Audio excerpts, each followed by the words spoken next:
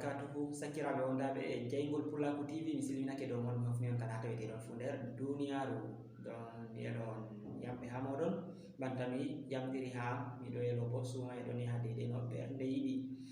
ngam may ɗo Allah hokku en barka lewru sumaye man ɗo sakiraɓe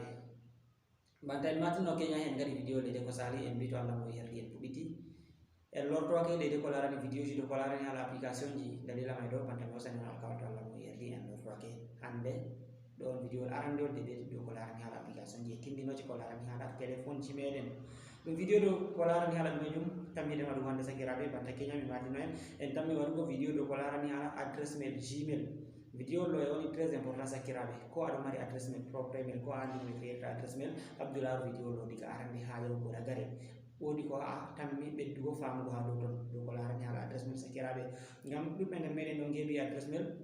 en fuɗɗi famugo jotta bo kala activité ji meɗen ko watten fof c'est be adresse mail kala ko gatta ɓe mbima waɗu adresse mail kala ko gatta fof ko ɗum business en ligne dédé a yiyata yimɓe jingata ɗo mbima c'est adresse mail to a wofi adresse mail maɗa seɗɗa ni dédé a wawan waɗugo asarde ko tamminoɗa heɓugo ton may fof Facebook ɓe adresse mail Instagram ɓe adresse mail WhatsApp ji meɗen ma jotta warti c'est be adresse mail to yiɗi ha sécurise ɗum dédé boɗɗum ngam may no hani fof fama ko larani hala adresse mail to aɗo mari adresse mail ɗuɓɓe nder meɗen ɗo mari adresse mail amman to a ƴamiɓe mode passe adresse mail may mbima ɓe anda goto feere kam inde mari adresse mail may ma anda dalila may ɗo diga hande to a laari vidéo ɗo aɗo mari adresse mail ngel laaɓayi a anda adresse mail may ma anda numéro to a créirno ɗum a anda mode passe maɗa to laaru vidéo ɗo loru yahu créer adresse mail kesel diga jotta a loro a créa ɗeɗe propre mail adresse mail kesel a waɗa numéro téléphone maɗa a waɗa mode passe maɗa heɓa ha winde sigi ɗum ngam haala walmo handete haala yesso sakiraɓe batta mi matini on donc tindinore ɗum ko larani hala adresse mail mi wari ha mi waɗana en amma hedde ko nasti nder vidéo may ɗo miɗo hokka on miyam mi andi vidéo may ɗo ngol juutan kam ko waɗi mi yiɗi mi tindina tinnore may ɗo dalla dalla en gaɗino vidéo may ko salino amma procédure ji en tokkirno may ɗum mi tawi ka salani yimɓe si a nastiragal google a waɗa noye a winda dédé créer gmail account mi tawi ka salani yimɓe donc dalila may ɗo mi tokkirigal application gmail may musamman mi waɗi tindinore lamde on gene wangi mi tindini tindinore lamde ɗeɗe nde e goɗɗo famata ngam may ɗo gartani vidéo may ɗo hakkilo diga arande ha yahugo ragare amma hedde ko noon sakiraɓe miɗo toro on dédé kala on mo abonani ha chaîne Jeygol Pulaku TV YouTube fou laaru seragal jungo maɗa ñamo ɗon a yiyat bindi boɗeji no windi subscribe ma bo abonné a habda abona ta a yejjita maɓɓugo cloche de notification a activa cloche de notification e ta yejjitu waɗugo like to vidéo may ɗo gol fottanima e mi reni miya dédé rayi moɗon less babal commentary miɗo reni miya dédé e comment ji moɗon bo sakiraɓe mi yiɗi on gaɗanami comment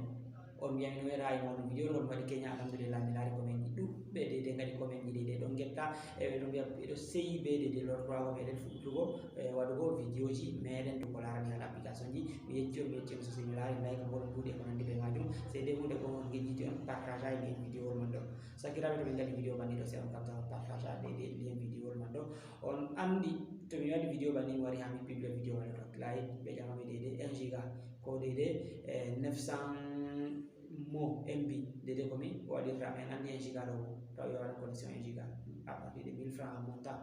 donc a waɗa vidéo a waɗa connexion a publie ngol ngam heɓa yimɓe dara dédé a tawa dédé yimɓe may ɗo ɓe darayi a yiɗi ɓe gaɗanma comment ɓe gaɗayi ɓe gaɗa like ɓe gaɗayi partage heɓa sakiraɓe ɗum ɓe laara ɓe gaɗayi ɗum may ɗo ka wawa ka découragé amin amma to min gi on ɗon dara bien ɗo donc komin dépensata connexion men ɗo man pat ka salnatamin hollay min dédé komin gartana ɗo ɗo fottanon sakiraɓe ngam may ɗo naɓe ɗuɗugo surutu en dille nder vidéo may ɗum guiyen dédé no gattanmi salorago.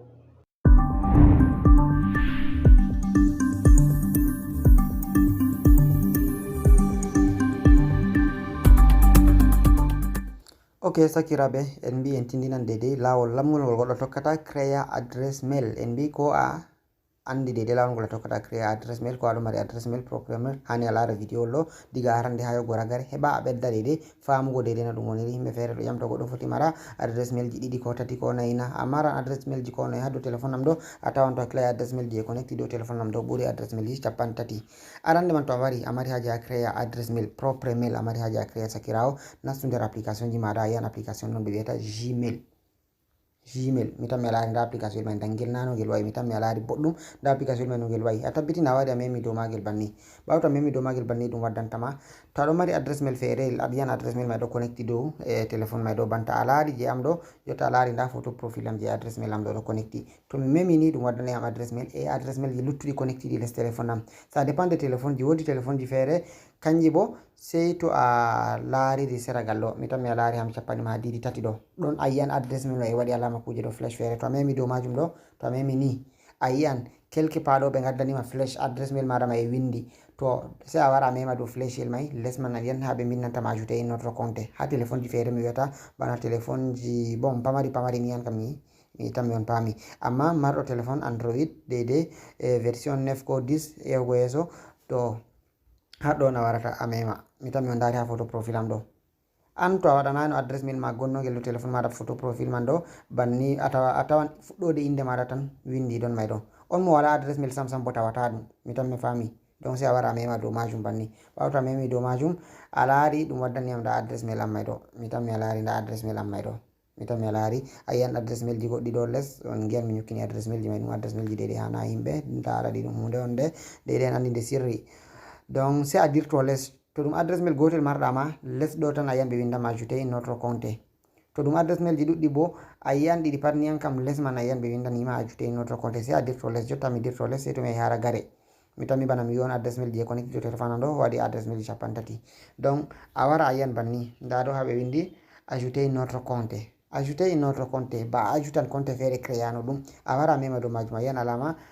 plus ɓe kulluma ajouté man ɗo sey a wara a mema dow majum banni ɓawto a memi dow majum banni ɗum waddantama to ɗum waddanima banni sey a wara deydey ha ɓe windi google a laari google yaho ɗume sey a wara dow google ɗo sey a mema dow majum banni ɓawto a memi dow majum ɗum waɗan deydey vérification des informations ayi ɗum waddani am ɗum wimi confirma identité am donc ɗum ton print je mi waɗi je code téléphone am an ma to a waɗino ton print kobo code de verrouillage téléphone maɗa ɓe mbiyata a itta ɗum sey a itta ɗum donc jotta min mi itti jam ayi mi waɗi ɗum ɗo waɗa recherche sey a rena ɗum timmina waɗugo recherche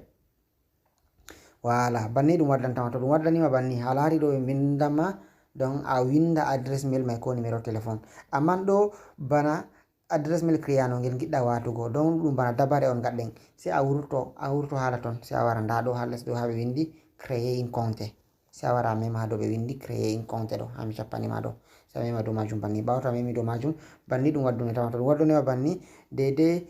compte may pour moi nako pour gérer mon entreprise donc ɗum compte maɗa simple sey a winda pour moi a mema dow je pour moi banni ɓawto a memi pour moi banni sey a rena ɗum waddunete recherche ɗum waɗa recherche ɗum waddunoma to ɗum waɗanima banni ɓe windi a winda prénom maɗa be nom maɗa donc prénom be nom mi tan min andi prénom be nom inde maɗa ko ɓe inde baba maɗa ko bo inde maɗa be jammore maɗa noon sa dépende inde adresse mail maɗa may no giɗɗa wona tan sey mi winda misalu haruna ha prénom ɗo mi winda haruna banni ha nom ɗo bo mi winda adamu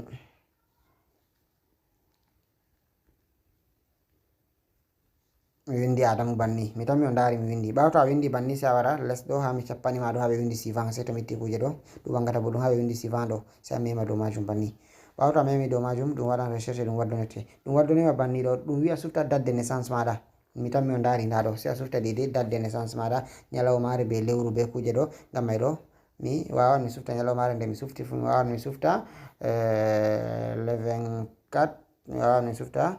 octobre mi wara ɗo mi wawan mi sufta 1997 ça dépend mi tan mi on daari mi sufti sey a wara sufta nda ɗo sey a wara mema ha deydey dow flèchel ngel mi tan mi on daari flèchel ngel mi waddani en sey a mema ɓe ƴami a debbo na a gorko na a bon min kam mi gorko sey mi sufta deydey mi gorko to a debbo bo nda je debbo may dow ɗo donc je less ɗo bo to on mi tan mi on paami ɗum ɗume sey on mema dow mi gorko to a memi sey a lara seragal jungo maɗa ñamo ha ɓe windi suivant ɗo ha mi cappani en ɗo sey a wara mema dow suivant may banni ɓawto a memi dow suivant may ɗo ɗum waɗan recherche sey ndena mi tan mi on daari deydey no ɗum waddani en ɗum waddani am banni ɗo ɗum waddani am adresse mail ji ɗiɗi mi sufta jotta kam a haruna 065 na ko bo adamu haruna 918 arobas gmail.com je toye hani mi sufta je arande ɗo na ɓe proposi am on mi sufta ɗo to mi yiɗi bo mi sufta je ɗo ɓe proposi am je toye fottani am to ɗi pat ɗi fottanayi am sey mi wara ɗo créer votre propre adresse mail donc to ɗimay ɗo nder maji wala je waɗani am ɗo je fottanayam sey mi wara mi winda je mi yiɗi amma to a wi a winde ɗo yake feere ɗum yernete bone a tawan a winda ɓe mbima ko ɗo utilisa inde may a winda ɓe mbima ko ɗo utilisa inde may dalila may ɗo min kam mi sufta je ɗo je adamu haruna 918 arobas gmail.com sa mema ɗo a cocha banni ɓawa to a cocha e ɗum warti en bleu ayi ɗum warti am bleu banni ɗo sai a wara les haɓe windi alama suivant ɗo haɓe windi suivant les mi tan mi a laari sai a wara mema dow majum banni ɓawo to a memi dow majum wara cherche ɗo ɗum ƴamete a créa mot de passe donc mot de passe ɗum hunde on wonde de très important a créa mot de passe je hande e jidita ta waɗi créugo mot de passe yimɓe feere ɗo sargo ha créugo mot de passe to goɗɗo wari winda exemple ko winda inde muɗum Adamu mi tan mi on daari nda banta kuje ɗo ha créugo may ɗo sai on taskiɗo hala dede kuje ɗo minuscule kaza kaza hala symbole ɓe mbima yake feere sai a jilla ɗum sai a taskito no a windiri Adamu to a waɗi a winda Adamu be a pamarel a waɗina ko be a manga a waɗi donc sai a taskito dalila may ɗo ha mi waɗa mot de passe amin andi mot de passe ɗum hunde sirri sai a wara winda mot de passe maɗa bo taɗe kaso kanje jeetati to ɗum inde ma a watta to ɗum numéro téléphone maɗa to a jillay mi hokka yimɓe shawari ta jaɓete gaɗe numéro téléphone moɗon ha deydei mot de passe gaɗe mot de passe ɗe on andi ɗe on gejjititta e ɗe goɗɗo fota e heftade bo ko goɗɗo jaɓi wi ha fonda accu minuma o kam takkila o winda inde mako ko bo winda numéro téléphone mako to goɗɗo saɗata heftugo mot de passe maɗa pirata compte mail maɗa adresse mail maɗa donc sai a winda jillidira ɗum on ngam may ɗo ha mi waɗa mot de passe am heɓa mi lorto ok sakiraɓe banta daruɗon déjà mi créi dede mot de passe am mi tan mi on dari mi créi mot de passe maɗa ɗo kanje jeetati an ma tabbitina a créi mot de passe maɗa banni ɓawa to a créi mot de passe maɗa timmini sai a wara less ɗo haɓe windi suivant mi tan mi a laari haɓe windi suivant ɗo sai a wara mema dow majum banni ɓawa to a memi dow majum ɗum waɗan recherche ɗum waɗa recherche sai ɗum waddonima banni to ɗum waddonima banni ɓe mbiya waɗa numéro téléphone a yiya ɓe gaddanma pays maɗa ça dépend inde mbiɗo Cameroun yotta ɓe gaddaniyam dedei drapeau Cameroun sai a winda numéro téléphone maɗa ɗo donc to na Cameroun gonɗa bo sai a wara mema dow flèche lo ko to na numéro Cameroun giɗɗa naftirgo to a memi ne gaddante pays ji luttuɗi fu sai a sufta deydei indicatif pays maɗa donc dalila may ɗo min mi waran mi winda deydei kuje ɗo numéro téléphone am tan nda numéro téléphone may ɗo mi windi ka mi tan mi on dari mi windi ka sai mi wara mi mema haɓe windi suivant ɗo toujours mi tan mi on dari nda haɓe windi suivant ɗo sai mi wara mi mema dow majum ɓawa to mi memi dow majum banni ɗum wadduna yiyam yake feere to a waɗi banni ɓe mbiyete ɓe gerɗi mot de passe code feere ha deydei numéro téléphone kamay si a lorto ha bawol messagerie maɗa tawan ni code ɓe gerɓunoma diga je google je adresse mail sai to a hosi code may a waɗi yake feere bo ɓe ƴamata on gi bana jotta min ɓe ƴamayiyam donc nda ɓe holliyam adresse mail am tan nda ɗum ɗo nda numéro téléphone am nda adresse mail man ɗo adresse mail bo tatamme inde je Haruna Adamu ɗo kanjum woni adresse mail je les je bindon cewkon ɗo je Adamu Haruna 918@gmail.com ɗo kanjum woni deydei adresse mail may ɗo donc to a yi ɗum waɗanima sai a wara a waɗa suivant ɗo to ɓe gaddanima babal waɗugo mot de passe bo sai a tabbitina a waɗi mot de passe may ɗo sai a waɗa suivant banni ɓawa to a waɗi suivant banni sai a dirto les j'accepte a laari j'accepte sai a mema dow j'accepte man banni to a memi dow j'accepte man ɗo ni ɗum waɗa recherche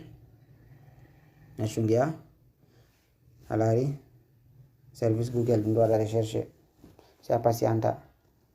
wala hala timmi jotta adresse mail meɗen créake adresse mail meɗen créake a wawa a wurto a waɗa deydei ko marɗa haaje fo waɗugo ha téléphone maɗa donc sa weɗiki adresse mail may créake amma yimɓe feere ɗo créé adresse mail banni sai ɗum saldora ɓe yahugo connecté adresse mail may dow téléphone sakko ma to ɓe ɗon no marno adresse mail ji goɗɗi ha dow téléphone maɓɓe may ɗo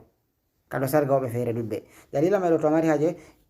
connectugo adresse mail may no a watta a lortoy to a nasta nder deydei application gmail maɗa may ɗo nder application gmail maɗa may misalu mi tan mi ndari banni to a wari a nasti dow application gmail may ɗo a wara toujours ha deydei dow photo profil to adresse mail na ɗum ngel may connectino sai a wara mema dow majum banni ɓawa to a memi dow majum banni ɗum waddoni tan to waddonima banni yan adresse mail ji connectiɗi dow téléphone maɗa man fu sai a dirto les sai to a wari ha raggare ɗo a yiyan adresse mail ji a créi kesel may ɗo hange teddata les mi tan mi on dari nda adresse mail may ɗo nda inde may fuɗɗiri be hash mi tan mi on dari